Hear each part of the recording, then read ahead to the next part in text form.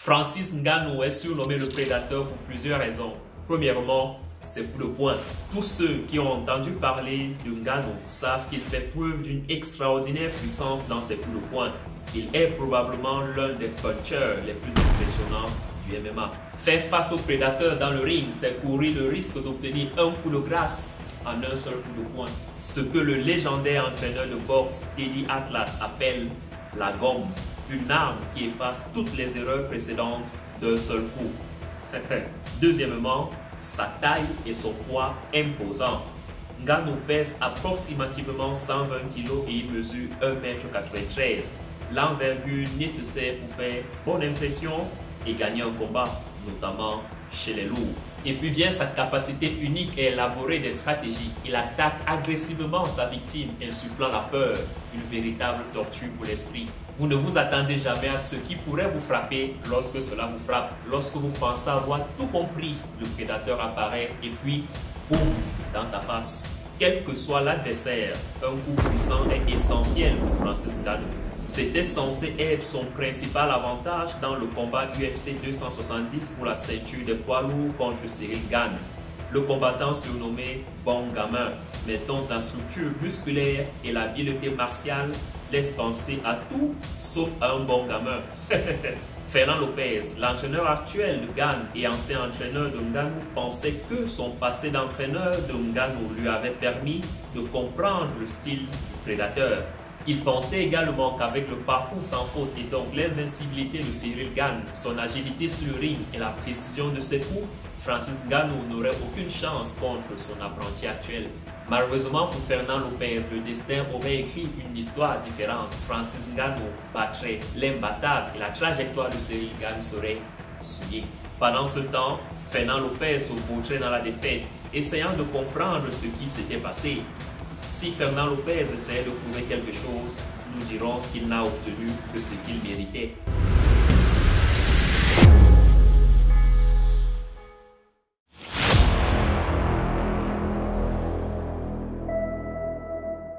Salut chers femmes et hommes de caractère, moi c'est Ghislain Moumha et bienvenue sur Kassa, la chaîne qui promeut les personnes noires qui défient le statu quo.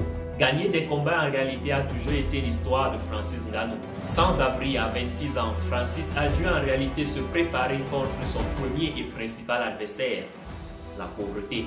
Né à Batié, dans la région de l'ouest du Cameroun, Francis Ngannou n'a pas eu les mêmes opportunités d'éducation que les autres enfants. Au contraire, à l'âge de 10 ans, il a commencé à travailler dans une carrière de sable pour gagner sa vie. Du fait de son manque d'éducation formelle et de ses efforts pour gagner sa vie, Francis Ngannou était invité par plusieurs voyous de son quartier à rejoindre leur gang. À l'âge de 22 ans, il a décidé de prendre des cours de boxe afin d'être meilleur que son père combattant de rue. Une décision qui n'a pas été bien accueillie par sa famille. Surtout dans un environnement familial en Afrique où l'orientation vers le sport est souvent perçue comme un choix par dépit. Malgré cela, il y est allé et un an plus tard, Francis était contraint d'arrêter son entraînement de boxeur en raison des problèmes de santé. Insatisfait du manque d'opportunités lui permettant de poursuivre une carrière de boxeur au Cameroun, Francis Ngannou a décidé d'immigrer en France où il pensait pouvoir s'épanouir. Armé de détermination, alors âgé de 26 ans, Francis a décidé d'entreprendre un voyage clandestin vers la France en passant par l'Espagne. Durant son séjour en Espagne, il a été emprisonné pendant 2 mois pour être illégalement entré sur le territoire. À sa sortie de prison, il s'est rendu dans le pays de ses rêves. Arrivé en France, Francis Ngannou s'est retrouvé sans abri, sans un sou et totalement frustré. Cependant, le destin a souri au jeune et ambitieux Francis Ngannou, qui a rencontré l'homme qui allait lui faire découvrir un monde aux possibilités infinies. Cet homme s'appelle Fernand Lopez. Fernand Lopez, un Camerounais aussi d'origine et ancien maître d'arts martiaux, a sorti Francis Ngannou de la rue, lui a fourni un abri et lui a donné une place gratuite pour s'entraîner dans son gymnase appelé MMA Factory, la fabrique de champions. Bien que le souhait de Francis était de faire de la boxe, Fernand Lopez l'a encouragé à entreprendre une carrière dans les arts martiaux mixtes couramment appelés MMA. Avant de continuer, si tu aimes cette vidéo ou si comme moi, tu aimes le MMA, like-la, partage-la et abonne-toi à la page.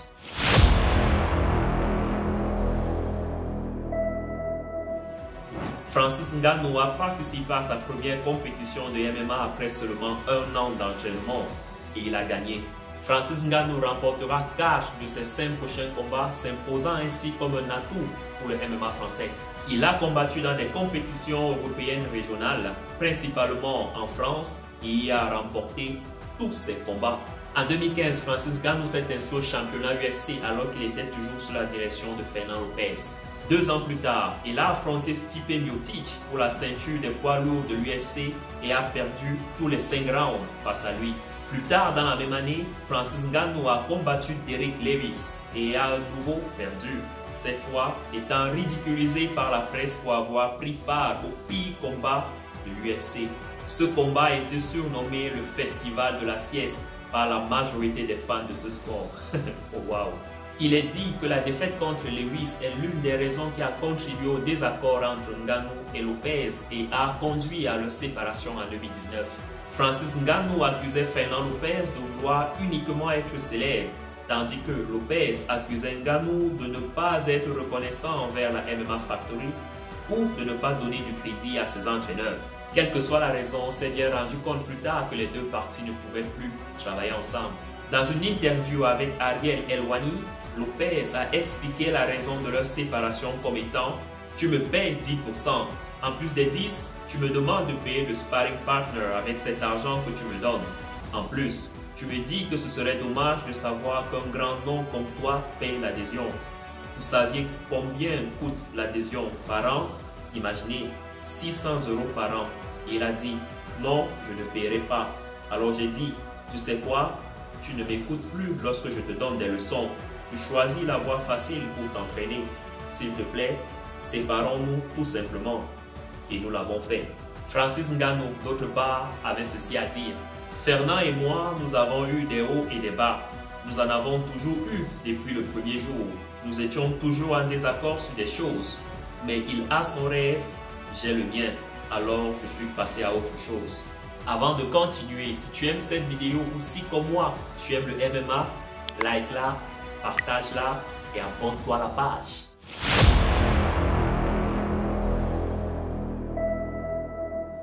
Après sa séparation avec Fernand Lopez, Francis Ngannou a définitivement déménagé aux États-Unis à la recherche de plus grands défis et opportunités. Là-bas, il a continué à gravir les échelons de l'UFC et a entré dans l'histoire en 2021 lors de son match revanche contre Stipe Miocic, battant le champion par KO au 2e round. Francis Ngannou s'est fait un nom en tant que premier Africain à remporter le championnat du monde des poids lourds de MMA. À partir de ce moment, ce fut une spirale de succès sans fin, alors qu'il devenait l'un des favoris des fans de MMA et qu'il s'arrachait une place parmi les stars de Hollywood. Francis Ngannou a juste à présent joué dans 2 films, dont le 9e opus de la célèbre franchise Fast and Furious.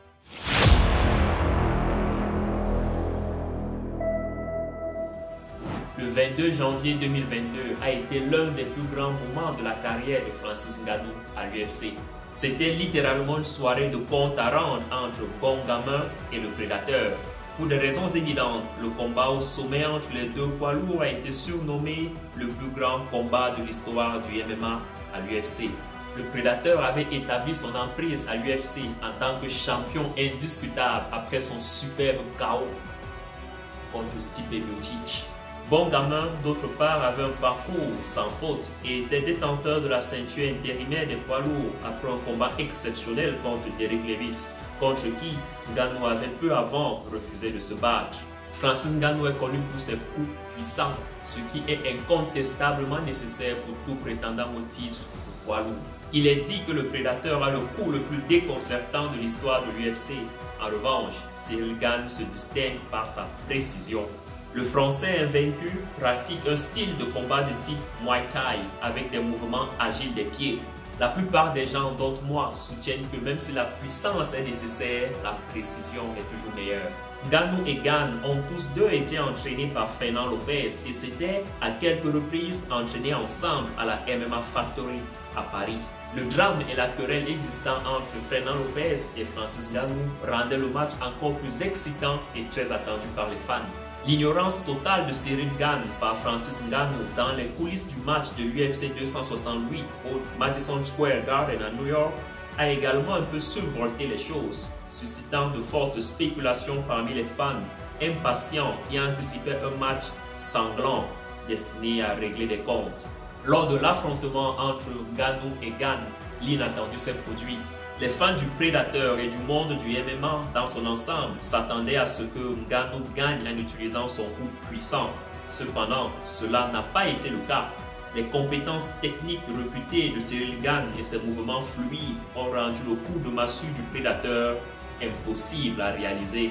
Il a passé les 2 premiers rounds du combat à tenter de passer outre les techniques de Cyril Gane, en vain. Mais alors, au 3e round, Francis Ngannou a changé de stratégie et s'est lancé dans des prises de soumission. Ce changement de stratégie a déstabilisé Bon Gamin, assurant la supériorité du Prédateur pour tous les 3 rounds suivants. Au 5e round, Francis Ngannou avait ruiné la trajectoire d'invincibilité de Cyril Gane, remportant le match et conservant son titre de champion invaincu des poids lourds de l'UFC. La victoire de Francis a été obtenue par décision unanime des 3 juges qui ont statué à 49-46, 48-47 et 48-47 en sa faveur. Certes, c'était la première victoire du champion basée sur décision des juges, mais c'était néanmoins une grande victoire. Le sentiment d'euphorie et de grandeur du Prédateur était intense. Il était au top, le meilleur, et il a prouvé.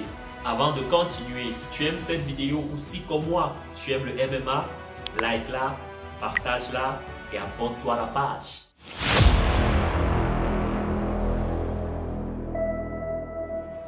Il est néanmoins important de souligner que la joie de Francis était tempérée par son mécontentement vis-à-vis du contrat actuel qui le lie avec l'UFC. On pourrait croire qu'être au sommet du monde du MMA implique le fait de tout avoir. Cependant, il semble y avoir une intense différence entre le Prédateur et le président de l'UFC, Dana White, sur les termes de son contrat.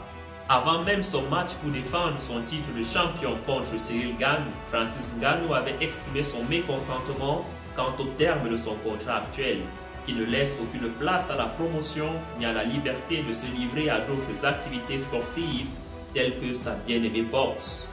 Le désaccord entre les deux semble très grand car lors de l'UFC 270, Dana White n'a pas fait son apparition habituelle pour entourer la ceinture autour du vainqueur. Dana White était également absent de la conférence de presse d'après-match. À ce jour, aucune mise à jour sur la controverse entourant le contrat n'a été publiée, ce qui implique que le Prédateur devrait poursuivre les termes du contrat jusqu'en décembre 2022, date à laquelle il devrait se terminer. Qu'il continue avec l'UFC ou alors qu'il passe à la concrétisation de son rêve de longue date d'être boxeur, seul le temps nous le dira. Malgré les hauts et les bas, une certitude demeure. Francis est indiscutablement le champion invaincu de poids lourd de MMA. Il a établi en maintes reprises sa supériorité dans le monde du MMA. Il est une source d'inspiration pour plusieurs qui osent rêver de réussir dans les arts martiaux ou briller dans la vie en général. L'histoire de Francis Ngannou montre que le destin peut réécrire l'histoire de celui qui ose rêver et n'abandonne jamais. Cette histoire affirme également la vérité infaillible selon laquelle chacun devrait permettre à sa douleur d'avoir un but. Autrement dit, qu'importe l'étendue de ta douleur, elle ne doit pas être inutile. Celle-ci doit être immanquablement convertie en action et en impact. Francis Ngannou, au sujet de son succès, lors d'une déclaration à la presse, a dit ceci: « Je ne pense pas que j'ai du succès parce que je suis un champion de l'UFC ou parce que j'ai une maison ou parce que j'ai une voiture. Ma perception du succès est le fait que je n'ai jamais abandonné. Il n'y a aucune réussite sans challenge ni douleur. Cela n'existe nulle part. Tout n'est qu'une question d'énergie transformée. » Ciao.